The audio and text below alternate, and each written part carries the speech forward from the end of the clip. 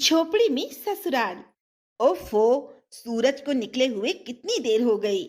मुर्गे को बांग दिए भी 2 घंटे हो गए। लेकिन ये हमारी बहुरानी तो अभी तक बिस्तर पर टांग पसार कर सो रही है। इन शहरी लोगों का भी कोई कायदा नहीं होता। सच में क्या जमाना आ गया है। एक हमारा जमाना था, सबके आखिर में सोते थे और सुबह सबके उठने से पहले ही जाग जाते थे। हमारी सास ने तो कभी हमें सोते हुए ही नहीं देखा। और एक आजकल की बहुएं हैं, जब तक सास दरवाजा ना पीटे इनकी आंख ही नहीं खुलती। बहू, ओ बहू। तो फिर पायल की आवाज सुनकर उनका बेटा राज दरवाजा खोलता है। ओफो, क्या हो गया माँ? क्यों सुबह सुबह कुरकुर कर रही हो? ना दिन देखती हो ना रात। जब देखो बार बार आपका शुरू हो जाता है। अब बोलोगी कि क्या ऐसा हो गया है जो सुबह 5 बजे ही आपका भाषण शुरू हो गया?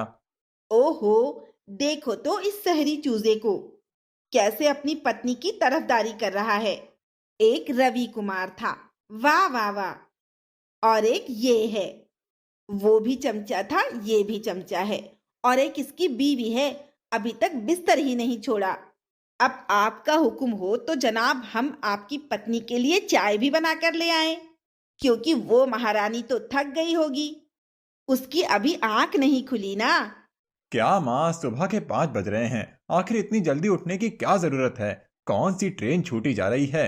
आप सो जाओ और औरों को भी सोने दो। और जानती हो ना कि नौकरी वाली बहू है, एक बार उठ गई तो सारा दिन उसे कमर सीधी करने को नहीं मिलेगी। बस इसीलिए मैं तुम्हारे बाबूजी को कहती थी कि गांव की लड़की लानी थी अपने बेटे के लिए। अब शहरी लड़की ने बांध दिया ना अपने पल्लू से तुझे। अरे उस महारानी को जाके बोल कि हमारे लिए चाय बनाकर ले आए। ऐसा कहकर पायल वहां से चली जाती है। अंदर नेहा ये सब बैठे हुए सुन लेती है। वो उनसे कहती है, देखा तुमने राज, माँ मुझे रोज ऐसे ही ताने मारती है। सब काम करके ऑफिस जाती हूँ, फिर भी ऐसे घूर घूर के देखती हैं, जैसे मैंने ही उन्हें सब काम करने को बोला था। मैं जानता हूँ नेहा, माँ शहर में रहती हैं, लेकिन आज भी वो हर बात के लिए हमें गांव से कंपेयर करती हैं। मैं बेटा होकर उनके इस बिहेवियर से दुखी हो चुका हूँ।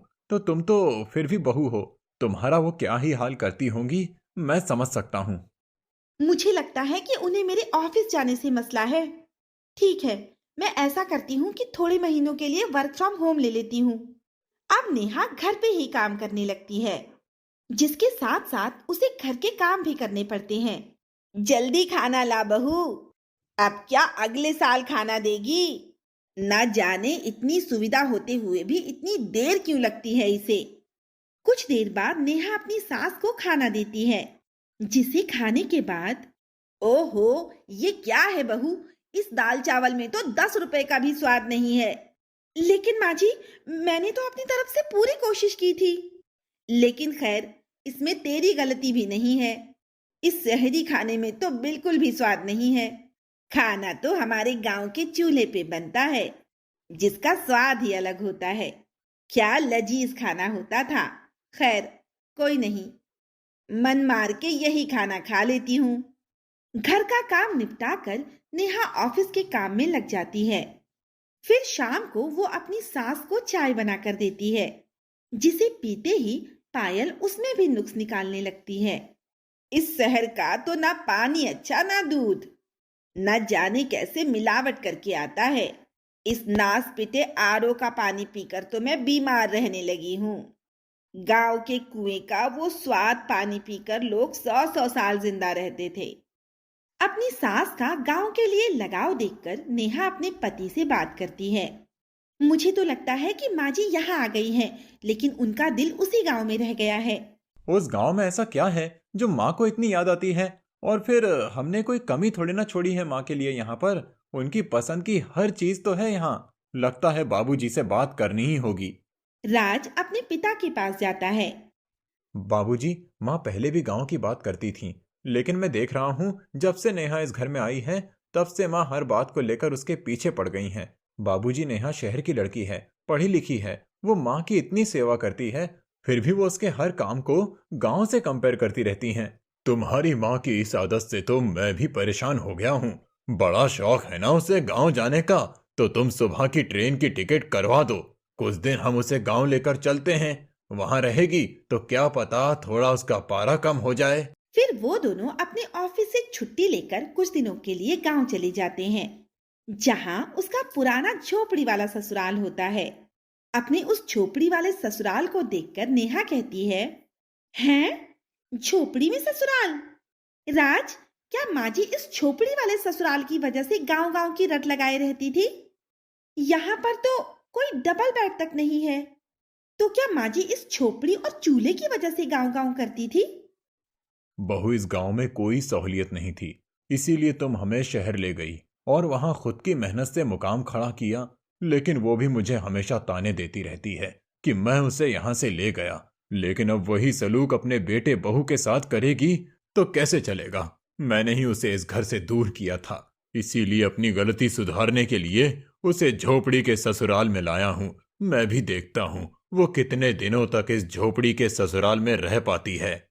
उस झोपड़ी वाले ससुराल की साफ सफाई करके नेहा चूल्हे पर खाना बनाने जाती है। काफी देर तक वो आग जलाने की कोशिश करती है, पर उससे वो आग नहीं जलती। आखिर में उसकी सास आकर उस चूल्हे में आग जलाती है, जिस पर नेहा ने खाना बनाया। लेकिन चूल्हे की आग से घर में धुआं धुआं हो जाता है, जिससे नेहा खांसने लगती है। फिर जैसे तैसे खाना खाकर वो लोग सो जाते हैं। लेकिन उस रात उनमें से किसी को भी उस खाट पर नींद नहीं आती। अगली सुबह इस चारपाई पे सोकर तो मेरी कमर ही दर्द हो गई। लगता है कि इस शरीर को उन शहरी गद्दों की आदत लग गई है।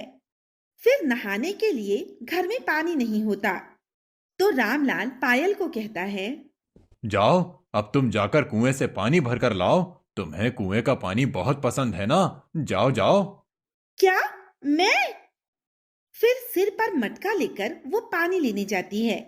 लेकिन अपनी सास को दिखाकर नेहा भी उनके साथ जाती है, जहां उन्हें गांव की कुछ औरतें मिल जाती हैं। सच में लता, भले ही मैं शहर चली गई, लेकिन दिल तो मेरा आज भी गांव में ही रह गया। बड़ी अजीब हो तुम पायल।